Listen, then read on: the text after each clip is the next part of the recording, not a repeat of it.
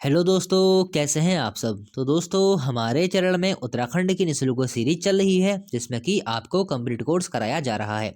तो दोस्तों, अभी तक देखिए हम लोग पढ़ रहे थे उत्तराखंड का इतिहास। तो उत्तराखंड का इतिहास हमारे काफ़ी कुछ कवर हो गया है। अधिकांश चीज़ें हमने उत्तराखंड के इतिहास में कवर कर ली हैं। उसके बाद जो हमारा टॉपिक शुरू हुआ था वो हुआ था उत्तराखंड के वन आंदोलन। तो उत्तराखंड के वन आंदोलन के 2 पार्ट में पहले अपलोड कर चुका हूँ। आज ये हमारा तीसरा पार्ट होने वाला है। पिछले तो 2 पार्ट आए थे, उनमें बहुत ही महत्वपूर्ण वन आंदोलन के बारे में मैंने आपसे चर्चा की थी। बहुत ही महत्वपूर्ण है, हम लोग कह सकते हैं एग्जाम की दृष्टि से बहुत ही महत्वपूर्ण वो आंदोलन रहे थे। हर किताब में वो आंदोलन नहीं मिलते हैं, छांट छांट के अलग अलग किताबों से मैंने वो इकट्ठे किए थे। तो आप वो वीडियो जरूर देख लें। आप हमारी चैनल की प्लेलिस्ट में जाएंगे तो आपको वहाँ से वो वीडियो प्राप्त हो जाएंगी। बाकी जो भी हमारा उत्तराखंड का कोर्स कवर हो चुका है, आप हमारी चैनल की प्लेलिस्ट में जाएंगे तो आपको वहाँ से मैंने वहाँ पर प्लेलिस्ट में हर टॉपिक वाइज वहाँ पर सब कुछ दे रखा है। आप वहाँ पर जाइए, आपको वहाँ से सब कुछ प्राप्त हो जाएगा। तो चलिए आज का हम लोग तीसरा पार्ट शुरू करते हैं। यहाँ भी हम लोग कुछ महत्वपूर्ण आंदोलन के बारे में आज हम लोग बात करेंगे जो बार बार एग्जाम में पूछे गए हैं। तो वीडियो शुरू करने से पहले दोस्तों वीडियो को लाइक कर दीजिए। अगर आपको वीडियो पसंद आती है तो लाइक कर दिया कीजिए ताकि मुझे पता लगे कि आपको वीडियो पसंद आ रही है। अगर आप चैनल में पहली बार आ रहे हैं, आपने चैनल को सब्सक्राइब नहीं किया तो सब्सक्राइब कर लीजिए ताकि जो भी नई वीडियो आती है उसका नोटिफिकेशन आप तक पहुंच जाए। तो लाइक और सब्सक्राइब जरूर कर दिया कीजिए। चलिए शुरू करते हैं। तो देखिए आज जो हमारा पहला आंदोलन होने वाला है वो होने वाला है चिपको आंदोलन। हालांकि इस आंदोलन से आप पहले भी वाकिफ होंगे और आपने इस आंदोलन के बारे में पहले भी बहुत कुछ पढ़ा होगा, लेकिन आज हम लोग इस आंदोलन के बारे में इस वीडियो के जरिए हर एक टॉपिक के बारे में चर्चा करेंगे, हर एक चीज के बारे में चर्चा करेंगे। मतलब कोई सी भी ऐसी चीज नहीं रहेगी जिसके बारे में हम लोग बात नहीं करेंगे। तो चिपको आंदोलन शुरू करते हैं हम लोग। देखिए, मैंने आपसे कहा था कोई भी आंदोलन शुरू होता है, कोई भी बात होती है तो उसके पीछे एक कारण रहता है। तो देखिए इस चिपको आंदोलन के पीछे क्या कारण रहता है ये जानना बहुत ही आवश्यक है। तो देखिए इस आंदोलन के होने का जो सबसे प्रमुख कारण था वो प्रमुख कारण यही था, पेड़ों की अंधाधुंध कटाई के विरोध में यह आंदोलन चला था। पेड़ों की जो अंधाधुंध कटाई हो रही थी उसी के विरोध में ये आंदोलन मुख्यतः शुरू किया गया था। तो देखिए इस आंदोलन के बारे में हम लोग फैक्ट जानेंगे। हम अधिकांश जो फैक्ट जानेंगे जो एग्जाम में पूछे जाते हैं उन्हीं के बारे में हम लोग बात करेंगे। अगर एग्जाम में दोस्तों क्वेश्चन ऐसा आता है चिपको आंदोलन क्यों हुआ था, तो आपका उत्तर क्या होगा, पेड़ों की अंधाधुंध कटाई के विरोध में ही चिपको आंदोलन को शुरू किया गया था। फिर देखिए चिपको आंदोलन की शुरुआत 1972 से शुरू वनों की अंधाधुंध एवं अवैध कटाई को रोकने के उद्देश्य से मार्च 1974 में चमोली जिले के गोपेश्वर नामक स्थान के रैणी गांव से शुरू हुई थी। क्वेश्चन देखिए कितने बन रहे हैं। देखिए चिपको आंदोलन की शुरुआत तो 1972 में हम लोग कह सकते हैं ना, एक चिंगारी जो लगी थी वो 1972 से ही लगनी शुरू हो गई थी। 1972 में क्या हो रहा था, जो वनों का जो अवैध कटान हो रहा था, अंधाधुंध कटाई हो रही थी, 1972 से ही इस आंदोलन की मतलब हम लोग कह सकते हैं सुगबुगाहट शुरू हो गई थी। लेकिन जो असल में जो इसका विरोध होता है, जो एग्जाम में डेट पूछी जाती है वो ये पूछी जाती थी कि चिपको आंदोलन कब हुआ था। तो ये हुआ था मार्च 1974 में चमोली जिले के गोपेश्वर नामक स्थान के रैणी गांव से यह आंदोलन शुरू होता है। अब देखिए इस किताब की डेट भी अलग अलग किताबों में अलग अलग दी हुई है। कहीं कहीं हमको मिलता है 24 मार्च और कहीं कहीं दिखा रखा है 26 मार्च। तो एग्जाम में ऑप्शन आपको जो मिल जाए आपको वो टिक कर देना है। तो वैसे डेट ज्यादा पूछता नहीं है, 1974 ही अधिकांश एग्जामों में पूछा गया है। तो देखिए हालांकि ये आंदोलन 1972 से शुरू हो गया था, मतलब कि एक छोटे तौर पर एक चिंगारी हम लोग कह सकते हैं एक भड़क गई थी। जो आंदोलन को शुरू करने की जो तैयारी होगी, एक पृष्ठभूमि जो बन रही थी 1972 से ही बननी शुरू हो गई थी। लेकिन जो असल में यह आंदोलन होता है वो मार्च 1974 में चमोली जिले के गोपेश्वर नामक स्थान के रैणी गांव से शुरू होता है। अब देखिए होता क्या है, 1972 से ही मतलब हो रहा था, पेड़ों की अंधाधुंध कटाई हो रही थी और इसी के विरोध में ये आंदोलन शुरू किया हुआ था। अब देखिए मार्च 1974 की हम लोग बात कर लेते हैं। इस दिन क्या हुआ था, देखिए इस दिन हुआ ये था कि देखिए इस दिन गांव के जो सारे पुरुष थे ना वो गांव से बाहर गए हुए थे। तो गांव में किसी मतलब अपने काम से गए होंगे या फिर किसी काम के उद्देश्य से गए होंगे, मजदूरी करने के उद्देश्य से कहीं बाहर गए होंगे गाँव के।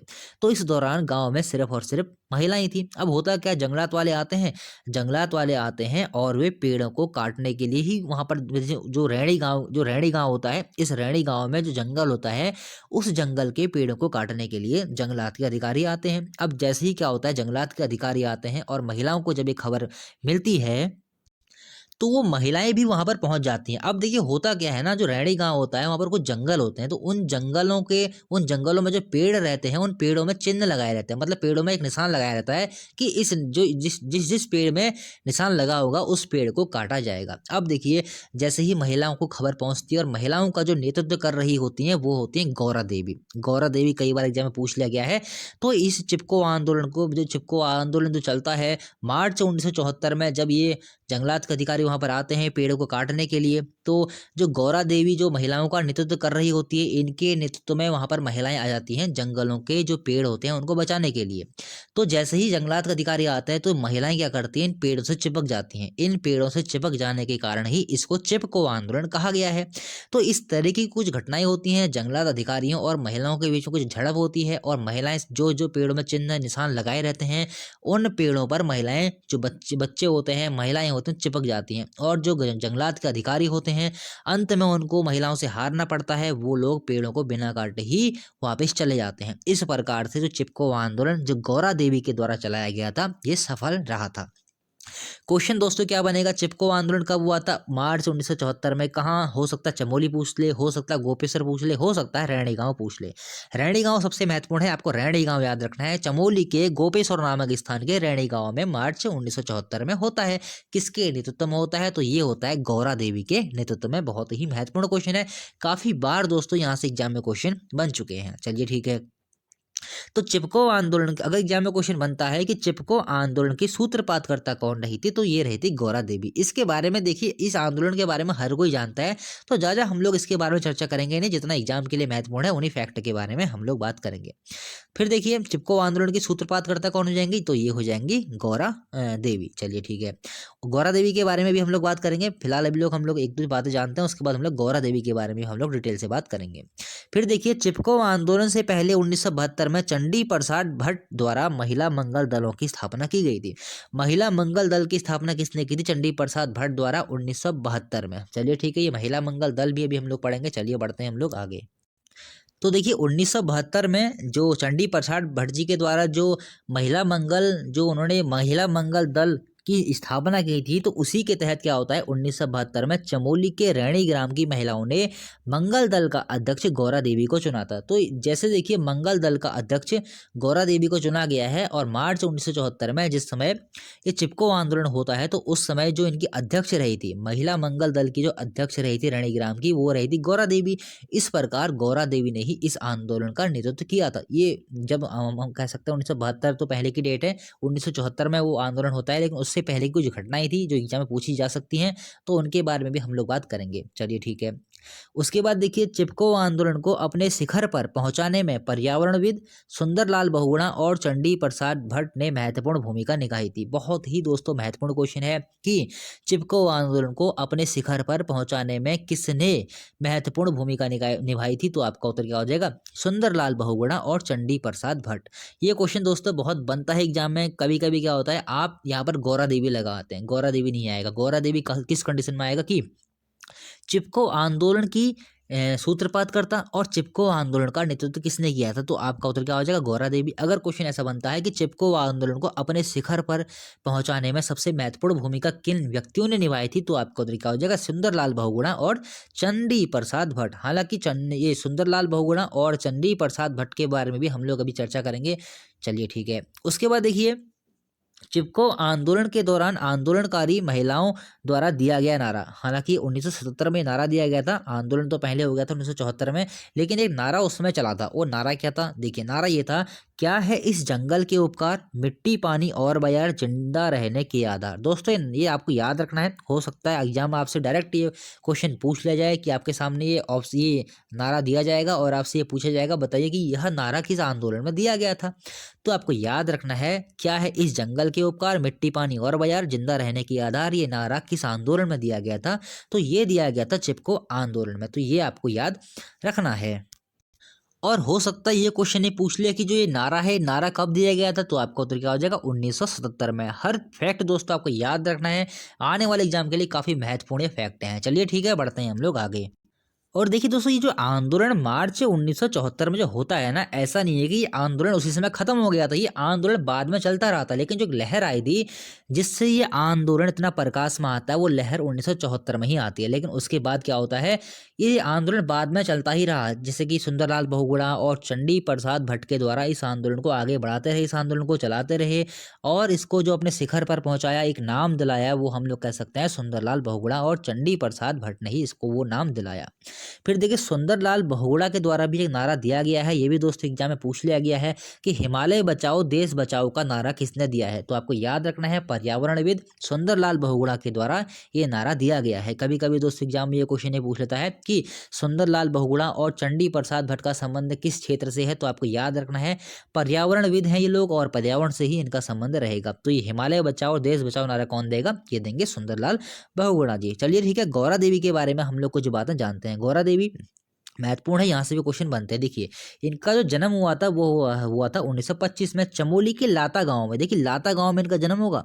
जो आंदोलन हो रहा है वो रैणी गांव में हो रहा है। रैणी गांव में क्यों हो रहा है वो भी मैं भी आपको बताऊंगा। देखिए, चमोली के लाता गांव में इनका जन्म होता है और ये भोटिया परिवार में इनका जन्म हुआ था। कभी कभी दोस्तों एग्जाम में ऐसा पूछ लिया जाता है कि गौरा देवी किस जनजाति से संबंधित थी। तो आपको तरीका हो जाएगा भोटिया, भोटिया परिवार से ये संबंधित थी, ये भी आपको याद रखना है। जो इनकी मृत्यु होती है तो वो होती है 4 जुलाई 1991 में इनकी मृत्यु हो जाती है।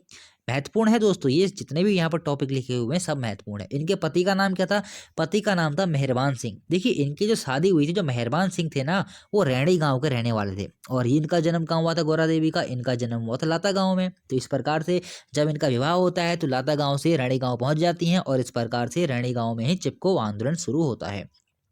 तो गौरा देवी के पति का नाम क्या रहेगा, तो इनके पति का नाम रहेगा मेहरबान सिंह। अब देखिए क्या होता है, 11 वर्ष की अवस्था में, 11 साल की जिस समय गौरा देवी होती हैं तब इनका विवाह हो जाता है और 23 वर्ष में इनके जो पति होते हैं मेहरबान सिंह, इनकी मतलब जब ये 23 वर्ष की होती हैं तो इनके पति मेहरबान सिंह की मृत्यु हो जाती है और ये विधवा हो जाती हैं। इस प्रकार से इनकी ये कहानी रही थी। तो देखिए, मैंने यहाँ पर लिख रखा है 11 वर्ष में गौरा देवी का विवाह हुआ तथा 23 वर्ष में इनके पति की मृत्यु हो गई थी। उसके बाद देखिए, इंदिरा प्रियदर्शनी वृक्ष मित्र पुरस्कार गौरा देवी को कब मिला, बहुत महत्वपूर्ण है। और ये अभी शायद हाल ही के एग्जाम में क्वेश्चन बन भी चुका है कि गौरा देवी को इंदिरा प्रियदर्शनी वृक्ष मित्र पुरस्कार कब मिला। तो आपको तरीका हो जाएगा 1986 में। कभी कभी दोस्तों क्या होता है कि इंदिरा देवी को वृक्ष मित्र पुरस्कार कब मिला, ऐसा भी दोस्तों कभी कभी एग्जाम आ जाता है। तो ये एक ही नाम है, इंदिरा प्रियदर्शनी वृक्ष मित्र पुरस्कार। एग्जाम में आए कि गौरा देवी को वृक्ष मित्र पुरस्कार कब मिला, तो आपको तरीका हो जाएगा 1986 में। उसके बाद देखिए, गौरा देवी व इनके महिला मंगल दल में शामिल 30 महिलाओं को जो इंदिरा प्रियदर्शनी वृक्ष मित्र पुरस्कार मिला था, ये गौरा देवी के साथ इनके जो मंगल जो इनका महिला मंगल दल था उसमें शामिल जो 30 महिलाएं थी उनको भी साथ में इस पुरस्कार में शामिल किया गया था। चलिए ठीक है, बढ़ते हैं आगे। तो देखिए, मैंने आपसे कहा था कि हम लोग फैक्ट पे ज़्यादा बात करेंगे, ज़्यादा कहानी पे हम लोग बात नहीं करेंगे, क्योंकि उत्तराखंड में तो वैसे भी बहुविकल्पी वाले क्वेश्चन बनते हैं। तो हम लोग फैक्ट पे ज़्यादा बात करेंगे, फैक्ट ही आपसे एग्जाम में पूछे जाते हैं। फिर देखिए, चिपको आंदोलन की सूत्रधार कौन है, यहाँ से आपको कन्फ्यूजन दूर हो जाएगा। आज के बाद कोई कन्फ्यूजन आपका नहीं रहेगा। देखिए, अगर आपके सामने एग्जाम में ऐसा क्वेश्चन बनता है कि चिपको आंदोलन की सूत्रपातकर्ता, चिपको आंदोलन की सूत्रधार कौन है, तो आपका उत्तर क्या हो जाएगा, गौरा देवी। गौरा देवी चिपको आंदोलन की सूत्रधार, गौरा देवी चिपको आंदोलन की सूत्रपातकर्ता, गौरा देवी चिपको आंदोलन की नेतृत्वकर्ता। मतलब नेतृत्व भी तो इन्होंने ही किया था ना। तो ऐसे अगर आपके सामने एग्जाम में क्वेश्चन आते हैं तो उस कंडीशन में आपका उत्तर क्या हो जाएगा, गौरा देवी। अगर आपके सामने एग्जाम में क्वेश्चन ये बनता है चिपको आंदोलन के प्रणेता कौन है, तो चिपको आंदोलन के प्रणेता जो जाएंगे वो हो जाएंगे चंडी प्रसाद भट्ट।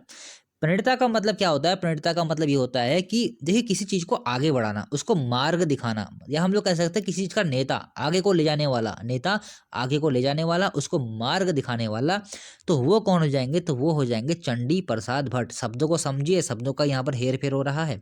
प्रणेता अगर आपसे पूछा जाता है तो आपको उधर क्या हो जाएगा, चंडी प्रसाद भट्ट। सूत्रधार, सूत्रपातकर्ता या नेतृत्वकर्ता आपसे पूछा जाएगा तो आपका उत्तर क्या हो जाएगा, गौरा देवी। किसको, चिपको आंदोलन को किसने एक अलग से पहचान दिलाई, तो सुंदरलाल बहुगुणा, चंडी प्रसाद भट्ट, तब आपके उत्तर होंगे। चलिए ठीक है, फिर देखिए आगे देखते हैं हम लोग। एक देखिए, चिपको आंदोलन को द राइट लिवलीहुड अवार्ड से कब सम्मानित किया गया। काफी महत्वपूर्ण क्वेश्चन है, चिपको आंदोलन को द राइट लिवलीहुड अवार्ड से कब सम्मानित किया गया, तो ये किया गया था 1987 को। ये भी दोस्तों काफी महत्वपूर्ण क्वेश्चन है। अब देखिए दोस्तों, आपको एक चीज़ और नोट करनी है। मैं कोशिश करता हूँ अगर स्क्रीन पे यहाँ पर सारा लिखा हुआ आया तो देखिए, एक चीज़ मैं आप यहाँ पर लिख रहा हूँ, पहले आपको लिख लेनी है। चिपको अ रिस्पॉन्स मैं लिख रहा हूँ, शायद आपको समझ में आ रहा होगा। चिपको मैं आपको बार बार कहता हूँ कि मेरे पास पेन नहीं है एक, तो ये पेन ना होने की वजह से ऐसी राइटिंग बन रही है। टू द फॉरेस्ट, एक शब्द शायद यहाँ पर ऐड ना हो पाए।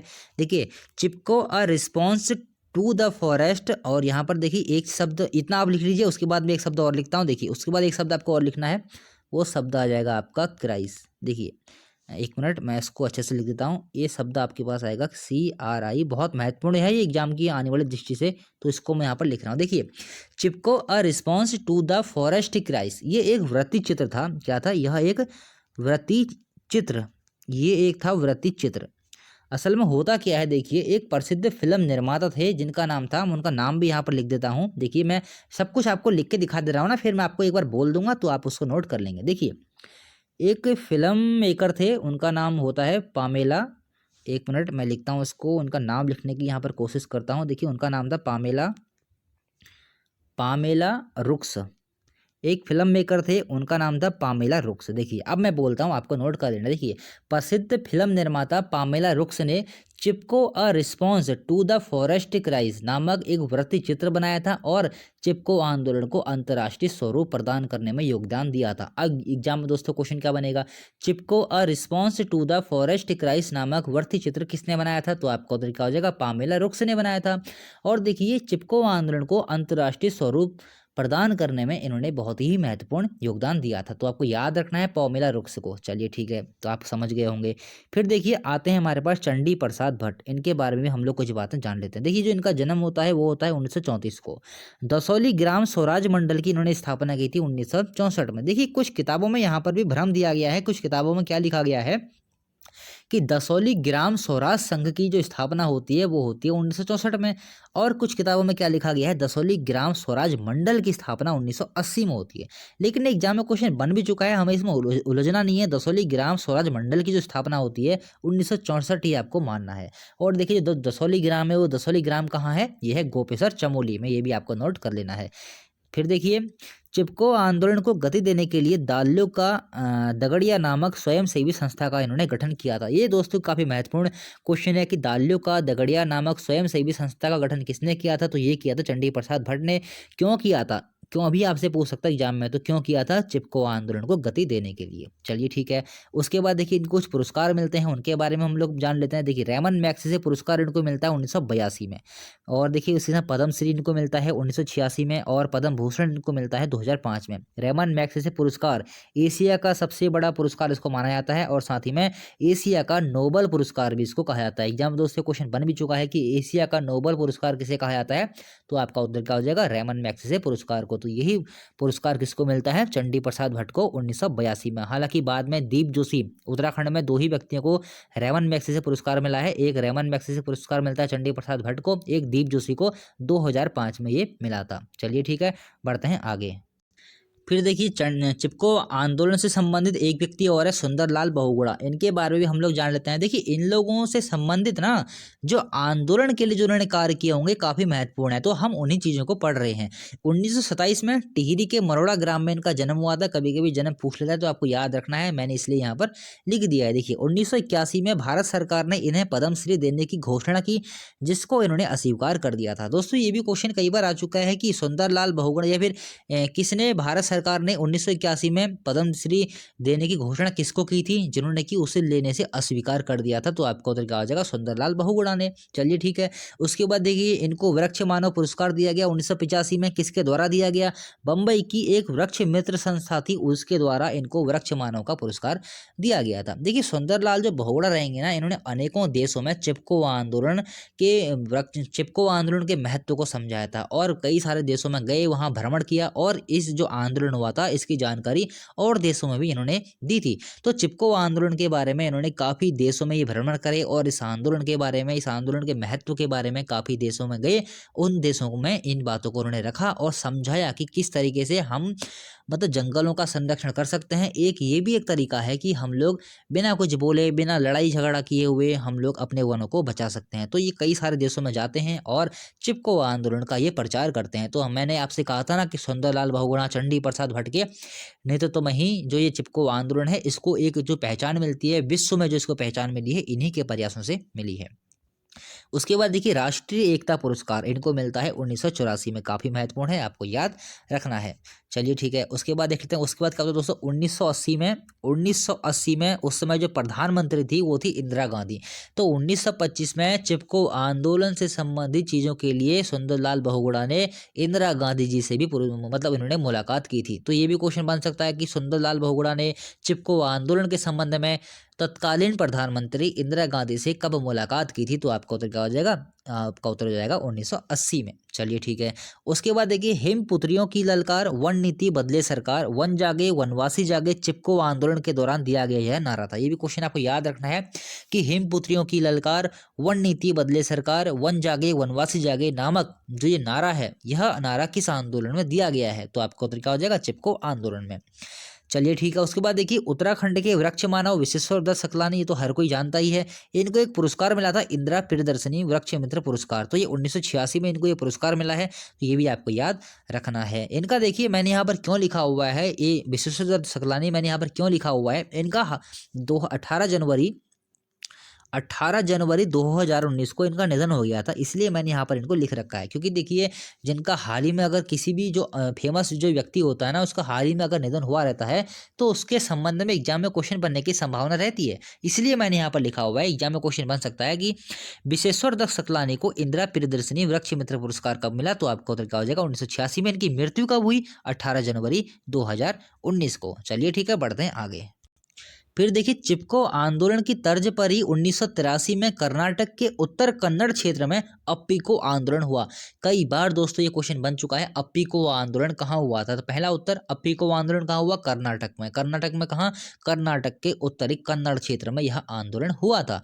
देखिए अप्पिको का मतलब क्या होता है, अप्पिको का जो शाब्दिक अर्थ है वो होता है गले लगाना। गले लगाना मतलब पेड़ को गले लगाना। मतलब देखिए जिस प्रकार से यहाँ पर रैणी गांव, चमोली, गोपेश्वर रैणी गांव में जो चिपको आंदोलन चलाया गया था, उसी की तर्ज पर 1983 में कर्नाटक के उत्तर कन्नड़ क्षेत्र में अप्पिको आंदोलन हुआ था। देखिए यहाँ पर यह आंदोलन 38 दिन तक चला था। 38 दिन तक यहाँ पर यह आंदोलन चलता है। कहाँ पर, अप्पिको आंदोलन जो कर्नाटक में चला था, ये चला था 38 दिन तक। अब देखिए यहाँ पर जो क्वेश्चन कैसे बनेगा, आपके सामने 4 ऑप्शंस रहेंगे और आपसे ये पूछा जाएगा, बताइए इनमें से कौन सा आंदोलन चिपको आंदोलन की तर्ज पर हुआ था। तो आपका उत्तर क्या हो जाएगा, अप्पिको आंदोलन। यार क्वेश्चन ऐसा बनेगा कि अप्पिको आंदोलन कब हुआ था। तो आपको क्या हो जाएगा, 1983 में। कहाँ हुआ था, कर्नाटक में। तो ये दोस्तों यहाँ से क्वेश्चन बनते हैं। और ये जो टेट का एग्जाम नहीं होता, टेट का एग्जाम, अगर आपने कोई बीएड किया हो, टेट का एग्जाम किसने दिया हो, टेट के एग्जाम में दोस्तों ये क्वेश्चन कई बार पूछ लिया गया है, सैकड़ों बार ये क्वेश्चन पूछ लिया गया है, अप्पिको आंदोलन।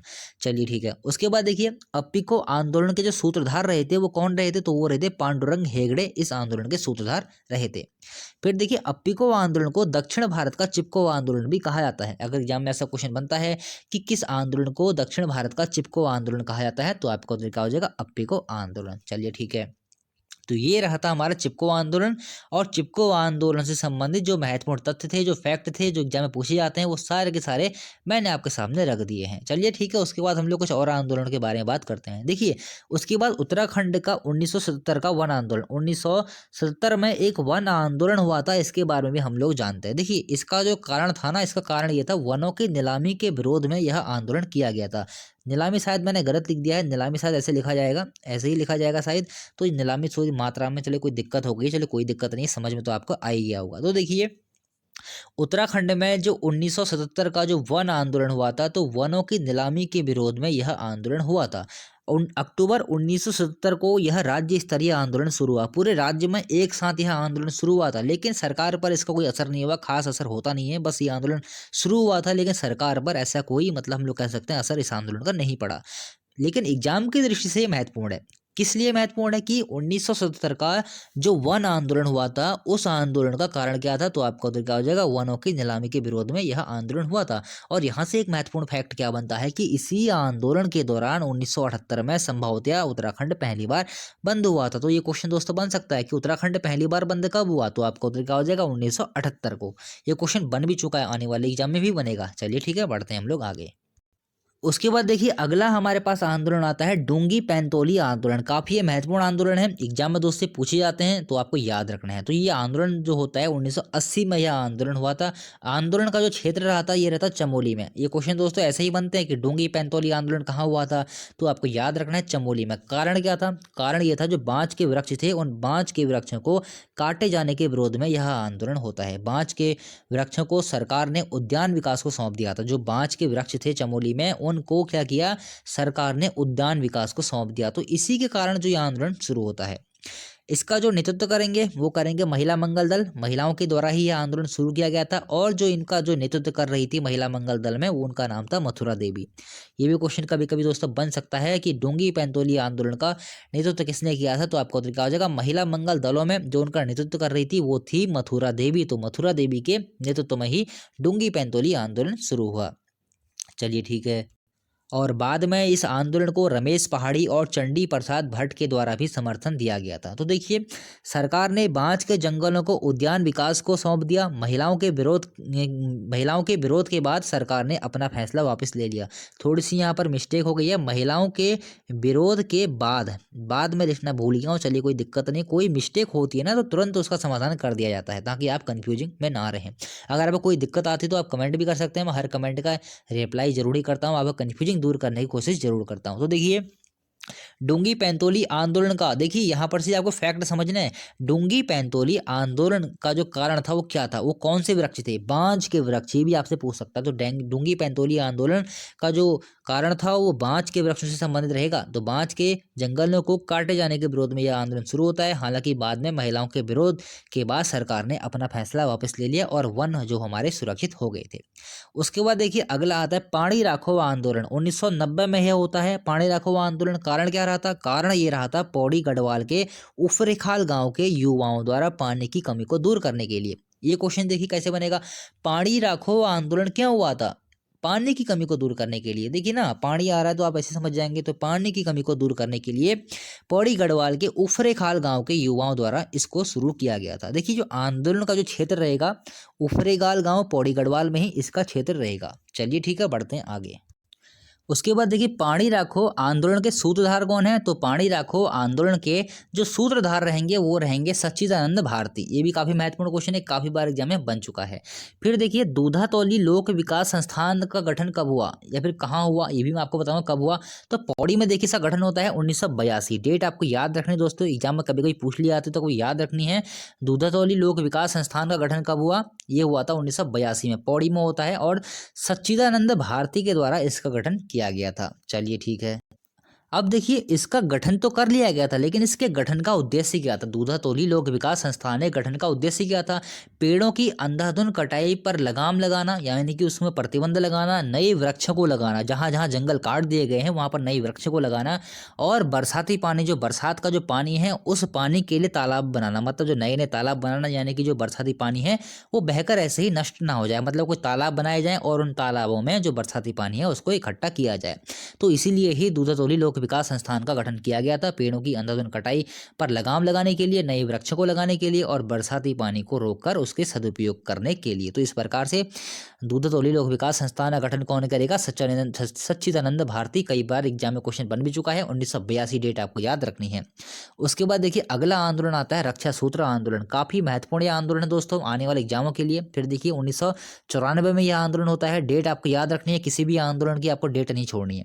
अगर मैं बात करूं आंदोलन क्षेत्र की, रक्षा सूत्र आंदोलन कहाँ हुआ था, तो टिहरी के भिलंगना क्षेत्र से शुरू हुआ था। देखिए जो ये आंदोलन जो हो रहे हैं ना, पानी राखो आंदोलन है, आपको क्या लगता है पानी राखो आंदोलन सिर्फ एक ही वर्ष हुआ, ये आंदोलन जब शुरू होते हैं ना उसके बाद ही चलते ही रहते हैं। मतलब हमको तो डेट याद रखनी है, शुरू होने की ही डेट याद रखनी है, लेकिन ये आंदोलन बाद में चलते रहते आगे को, जब तक कि उन समस्याओं का समाधान नहीं हो सका था। देखिए पानी राखो आंदोलन एक ऐसा आंदोलन था जिसमें कि पानी की कमी को दूर करने के लिए आंदोलन चलाया गया था। तो आप ऐसा तो है नहीं कि एक ही वर्ष में हम लोग कह सकते हैं इस समस्या से समाधान प्राप्त हो गया, इस समस्या से निजात मिल गई होगी, तो ऐसा नहीं है, इसके लिए भी समय लगता है। तो ये आंदोलन जो चलाया गया था हमको उसी समय की डेट याद रखनी पड़ती है।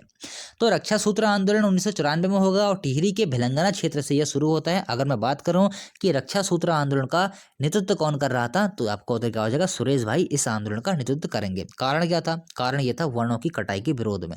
देखिए उत्तराखंड में जो भी वन आंदोलन हुए हैं ना, वो सारे के सारे आंदोलन या तो वनों के अधिकार से संबंधित हुए हैं या फिर वनों की कटाई के विरोध में ही शुरू हुए हैं। दो ही यहाँ पर फैक्ट आते हैं। पहला ये आता है कि जो ग्रामीण थे उनके वनाधिकारों को सीमित कर दिया गया है। दूसरा कारण क्या रहता है कि वनों की कटाई के विरोध में। बस दो ही कारण हमेशा रहते हैं। उसके बाद देखिए उत्तर प्रदेश वन विभाग द्वारा 2500 वृक्षों पर चिन्ह लगाकर, यानी कि मैंने आपको बताया ना कुछ वृक्ष होते थे उन पर निशान लगा दिया जाता था। इसका मतलब ये था कि ये वाले वृक्ष काटे जाएंगे। तो उत्तर प्रदेश वन विभाग द्वारा 2500 वृक्षों पर चिन्ह लगाकर काटने की अनुमति दी। इससे पहले इन्हें काटा जाता, गाँव की महिलाओं ने चिन्ह लगे वृक्षों पर रक्षा सूत्र बांधा जाने लगा तथा वृक्षों का कटान रुक गया। देखिए इस आंदोलन का जो नाम है वो है रक्षा सूत्र आंदोलन। जैसे क्या होता है कि कुछ वृक्षों पर वन विभाग के अधिकारियों ने क्या करवाया कि वहां पर चिन्ह लगा दिए या फिर निशान लगा दिए कि ये वाले वृक्ष काटे जाएंगे। लेकिन जैसे ही जंगलात के अधिकारी आते और वृक्ष को काटते, उससे पहले ही वहां महिलाएं पहुंच गई और रक्षा सूत्र बांध दिया उन वृक्षों में और उन जो जंगलात के अधिकारी थे उनका विरोध किया। लेकिन जिस समय ये विरोध किया गया उस समय क्या होता है, वृक्षों का कटान रुक जाता है। ये भी आपको याद रखना है। चलिए ठीक है, बढ़ते हैं आगे। उसके बाद देखिए जैसे कि गांव की महिलाओं ने रक्षा सूत्र बांधा और रक्षा सूत्र आंदोलन के कारण ही आज तक टिहरी के रयाला के जंगल के वृक्षों पर चिन्ह लगे होने के बावजूद भी वे सुरक्षित हैं। ये आपको याद रखना है। रयाला के जंगल किस आंदोलन से संबंधित हैं, तो आपको तो क्या हो जाएगा, रक्षा सूत्र आंदोलन। या फिर रक्षा सूत्र आंदोलन के दौरान महिलाओं ने किस जंगल के वृक्षों पर रक्षा सूत्र बांधकर उनकी रक्षा की थी, तो आपको उधर क्या हो जाएगा, रयाला के जंगल। ये भी आपको याद रखना है। छोटे से छोटा फैक्ट भी आपको नहीं छोड़ना है। चलिए ठीक है। उसके बाद देखिए रक्षा सूत्र आंदोलन का एक नारा था, ये भी आपको याद रखना है।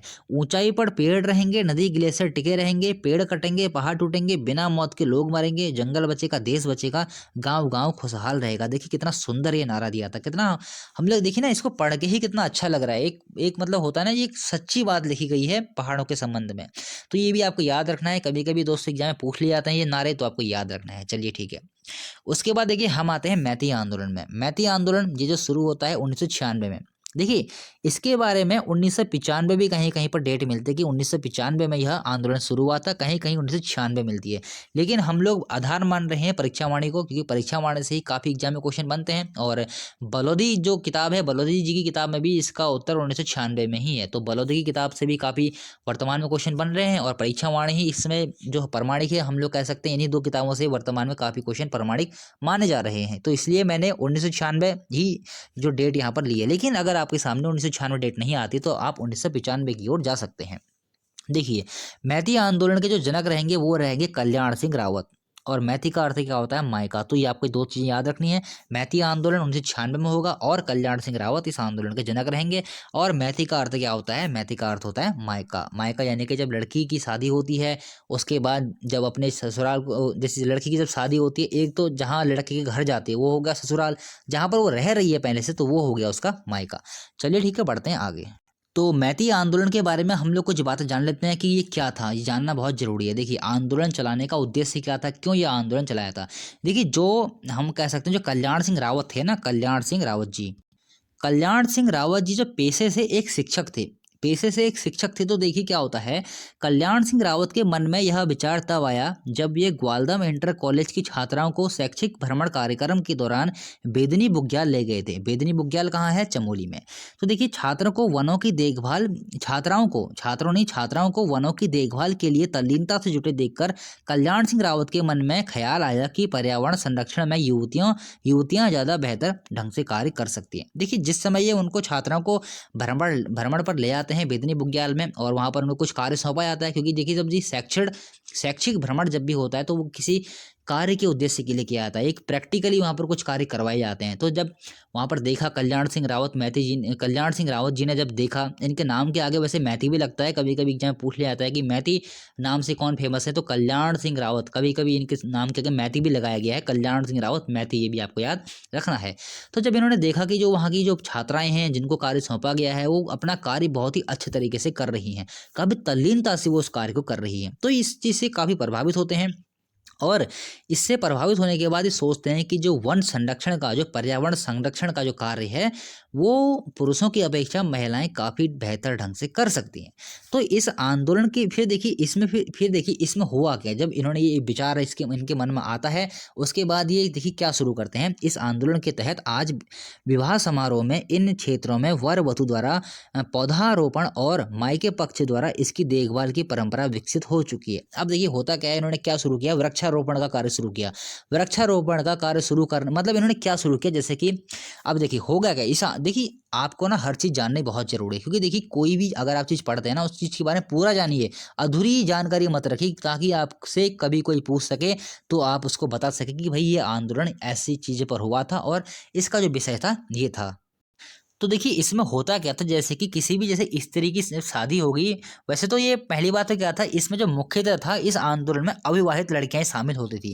क्वेश्चन दोस्तों अगर बनता है कि मैती आंदोलन, बताइए इनमें से मैती आंदोलन के बारे में सही तथ्य क्या है, अगर आपके सामने ऐसा उत्तर मिलता है कि इस आंदोलन में अभी या फिर इस जो जो कार्यक्रम था मैती आंदोलन का, इसमें सिर्फ और सिर्फ अविवाहित जो लड़कियां थी वही शामिल होती थी, लेकिन भावनात्मक रूप से इसमें जो ग्रामीण थे वो भी बाद बाद में इसमें शामिल होने लग गए थे, लेकिन जिस समय ये आंदोलन चलाया गया था वो अविवाहित लड़कियों के लिए ही चलाया गया था। अब देखिए इसमें होता क्या है, इसमें ऐसा होता है जैसे कि एक लड़की की, देखिए पहले तो हम फैक्ट समझते हैं। देखिए गांव की सारी युवतियां मैती संगठन के संचालन के लिए एक अध्यक्ष का चुनाव करती हैं इसमें, जैसे कि जब ये कार्यक्रम चलाया जाएगा तो गाँव की जो युवतियां होंगी इसके संचालन के लिए एक अध्यक्ष का चुनाव करेंगी, जिसे दीदी का दर्जा दिया जाता था। लिख लीजिए इसको, जो मैती आंदोलन के संचालन के लिए जो अध्यक्ष चुना जाएगा उसको दीदी का दर्जा प्राप्त होता था, तथा फिर इन पौधों का रोपण कार्य शुरू किया जाता था। और उसके बाद क्या होगा, जैसे कि किसी स्त्री की अगर शादी होती है, किसी लड़की की शादी होती है, शादी होने के बाद विवाह समारोह में इन क्षेत्र में वर वधु द्वारा एक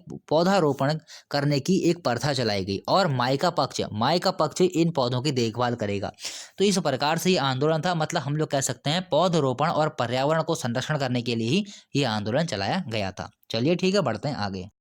उसके बाद देखिए आज का जो हमारा अंतिम आंदोलन आता है वो आता है झपटा छीनो आंदोलन। ये झपटा छीनो आंदोलन क्या था, पहले तो आप डेट याद रखिए, 21 जून 1998 को ये आंदोलन होता है। कारण क्या रहेगा, कारण ये रहेगा रैणी लाता आदि गांवों में, रैणी लाता गांव कहाँ है, चंबोली में। तो देखिए रैणी लाता आदि गांव की जनता ने वनों पर परंपरागत हक बहाल करने हेतु यह आंदोलन चलाया था। देखिए होता क्या है, मैंने आपसे बताया ना, दो कारण ही रहते थे वन आंदोलन के उस समय पे। पहला तो ये रहेगा वन अधिकार सीमित कर दिए जाएंगे, दूसरा क्या रहेगा, पेड़ों की कटाई के विरोध में। तो ऐसा ही इस समय हो रहा था, जो लोगों के जो परंपरागत जो अधिकार थे उनको सीमित यहाँ पर करा जा रहा था। अब यहाँ पर हो क्या रहा था, देखिए यहाँ पर देखिए होता क्या है, इस समय नंदा देवी अभ्यारण्य उसमें बना हुआ था, नंदा देवी अभ्यारण्य वहाँ पर बना हुआ था, और जो ग्रामीण थे उनका यहाँ पर जाना प्रतिबंध कर दिया था। जो ग्रामीण होंगे, जो उनके जानवर होंगे, वो यहाँ पर नहीं जा सकते हैं। तो इसी के विरोध में ये आंदोलन चला था। अब देखिए जिस समय यह आंदोलन होता है ना, तो सभी ग्रामीणों ने क्या किया, सभी ग्रामीण अपने जानवरों को लेकर नंदा देवी राष्ट्रीय पार्क में घुस जाते हैं और अपने जानवरों को पार्क में छोड़ दिया। इन्होंने अपने मतलब जानवरों को ले गए नंदा देवी पार्क में और अपने जानवरों को छोड़ दिया, और अपने जानवरों को इस पार्क में खुला छोड़ने के कारण ही इस आंदोलन का नाम झपटा छीनो आंदोलन पड़ गया। तो ये आपको याद रखना है। झपटा छीनो आंदोलन कब होगा, 21 जून 1998 में। इन गांव के निवासियों ने नंदा देवी अभ्यारण्य बनने के बाद अपने वनाधिकारों के लिए इस आंदोलन को शुरू किया था। तो ये भी आपको याद रखना है। तो झपटा छीनो जो आंदोलन होगा वो नंदा देवी अभ्यारण्य बनने के बाद अपने वनाधिकारों को बचाने के लिए और अपने वनाधिकारों को पाने के लिए ही इस आंदोलन को शुरू किया था। डेट आपको याद रखनी है, 21 जून 1998। लोकेशन मैंने आपको बता दिया। आंदोलन का क्षेत्र क्या रहेगा, रैणी लाता गांव, यानी चमोली हम लोग कह सकते हैं, चमोली जिले में है। रैणी लाता गांव से ही ये शुरू होता है। चलिए ठीक है, फिर देखिए एक दो फैक्ट और हैं उसके बारे में हम लोग बात करते हैं। देखिए कल्याण सिंह रावत ने हिमालय वन्यजीव संस्थान की स्थापना कब की थी? कई बार दोस्तों एग्जाम में आ चुका है कि हिमालय वन्यजीव संस्थान की स्थापना किसने की थी? आपका उधर क्या हो जाएगा? कल्याण सिंह रावत ने। कल्याण सिंह रावत मैती, देखिए मैं आपको बार बार कह रहा हूँ मैती, आपको याद रखना है, मैती नाम से भी किसको जाना जाता है? तो कल्याण सिंह रावत मैती को मैती नाम से भी जाना जाता है। तो कल्याण सिंह रावत ने हिमालय वन्यजीव संस्थान की स्थापना कब की? 1974 में। कारगिल में शहीद सैनिकों की स्मृति में शौर्य वन व मैती वन कल्याण सिंह रावत ने ही लगाए थे। ये भी क्वेश्चन एग्जाम में बन जाता है दोस्तों कि कारगिल में शहीदों की स्मृति में शौर्य वन व मैती वन किसने लगाए? तो आपका उत्तर क्या हो जाएगा? कल्याण सिंह रावत ने। नंदा देवी वन स्मृति की स्थापना कब की गई? तो नंदा देवी स्मृति वन की स्थापना नौटी चमोली में की गई। एक क्वेश्चन मैं आपके लिए आज छोड़ रहा हूँ, आपको बताना है, कहीं से भी ढूंढ कर लाइए, लेकिन मेरे को आपको उत्तर, आपने मुझे इसका उत्तर बताना है। हालांकि आप अगर, मैं आपको बता दूंगा अगली वाली वीडियो में इसका उत्तर बता दूंगा, लेकिन मैं आपसे जानना चाहता हूँ कि आपकी नॉलेज में जानना चाहता हूँ कि नंदा देवी स्मृति वन की स्थापना कल्याण सिंह रावत मैती ने कब की? तो इसका आपको उत्तर बताना है कमेंट में नीचे कमेंट करके। देखिए एग्जाम में अगर ऐसा क्वेश्चन बनता है कि नंदा देवी स्मृति वन की स्थापना नौटी चमोली में किसने की? तो आपका उत्तर क्या हो जाएगा? कल्याण सिंह रावत मैती ने। और आपको डेट इसकी बतानी है कमेंट करके। तो दोस्तों आज की हमारी वीडियो समाप्त होती है। काफ़ी आंदोलन के बारे में हमने बात की, एक वीडियो और आएगी वन आंदोलन के बारे में, उसके बाद हमारे उत्तराखंड के वन आंदोलन समाप्त हो जाएंगे। उसके बाद जो अन्य जो आंदोलन हुए थे उसके बारे में हम लोग बात करेंगे।